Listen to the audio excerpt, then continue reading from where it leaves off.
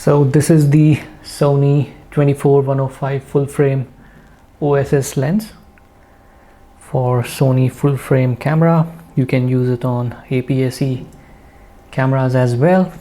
So this is how it looks. This is not the G master lens, this is G lens.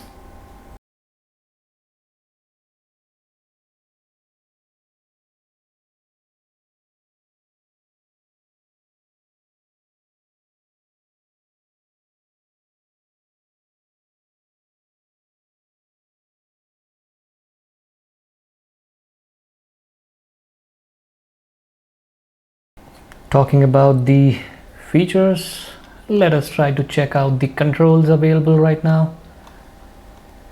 So this is the zoom ring, which is not very smooth. I believe because this lens is pretty new, might take some time for this ring to get smooth. But right now it is little tight and I have to put in effort to rotate this, so might have some issues when I'm trying to zoom in, zoom out when I'm trying to videograph something. So that is something that you have to keep in mind. And then the first ring is the focus ring, which is buttery smooth. You can adjust your focus in manual mode. And this is the G badging, fully extended.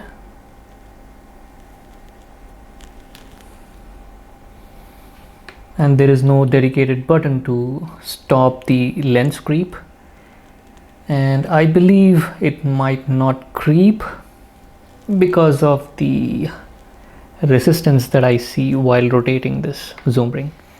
So maybe when the lens is old, then you might encounter this lens creeping issue, but as of now I am not having any such issues.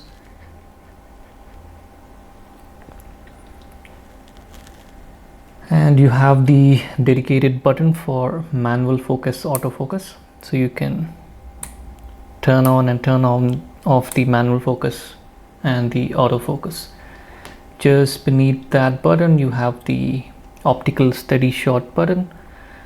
For the stabilization you can turn it off or you can turn it on, which is great. The E-mount badging here, you get the serial number here. This is the serial number. This is the Sony branding that you see. You get the lens hood with the lens, which is made out of plastic.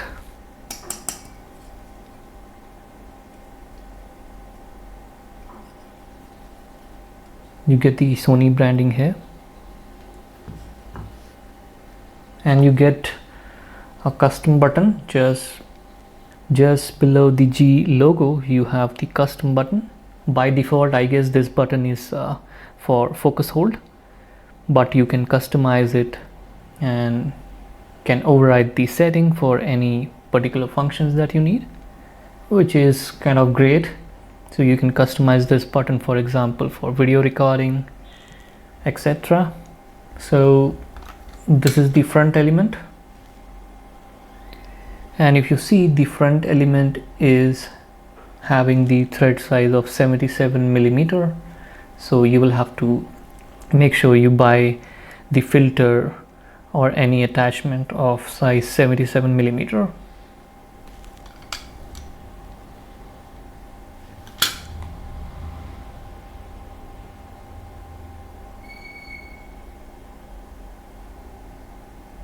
And one more thing that you'll have to keep in mind is that the 77 millimeter filters are pretty expensive as compared to the usual filters that you get for maybe 67 millimeter or 58 millimeters.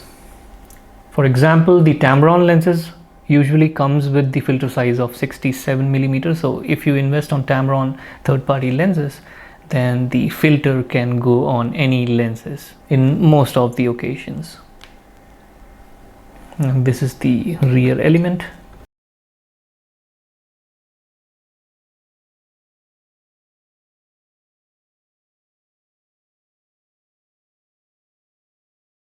So the minimum focus distance of this particular lens is 0.38 meter or 1.25 feet. Maximum magnification ratio is 0.31.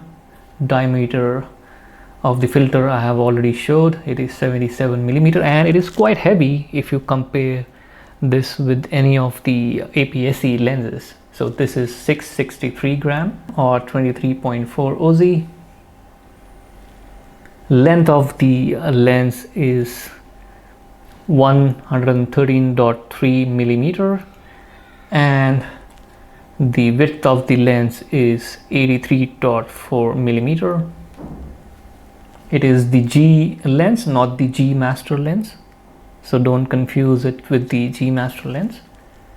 Although it has good optical quality and the coatings, for the Sony's manual you can get excellent corner to corner image sharpness with this particular lens, and it is good for traveling purpose where you do not want to carry multiple lenses for your camera. You can just pack this particular lens and go out and do all the shootings, so you don't usually have to change your lens.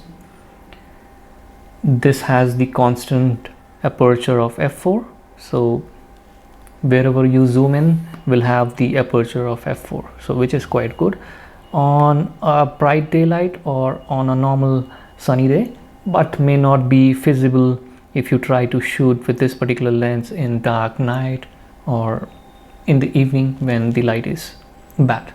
There is very less focus breathing here.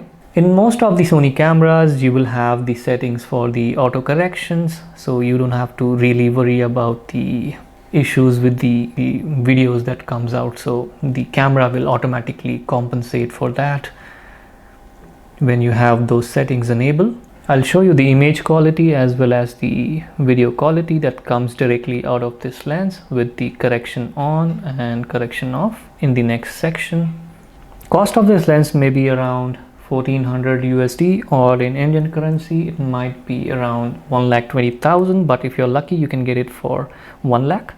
I got it for, I guess, somewhere around 98,000. If I convert, that would be 1,160 USD. Let's try to check out the image quality and the video quality that comes out of this lens.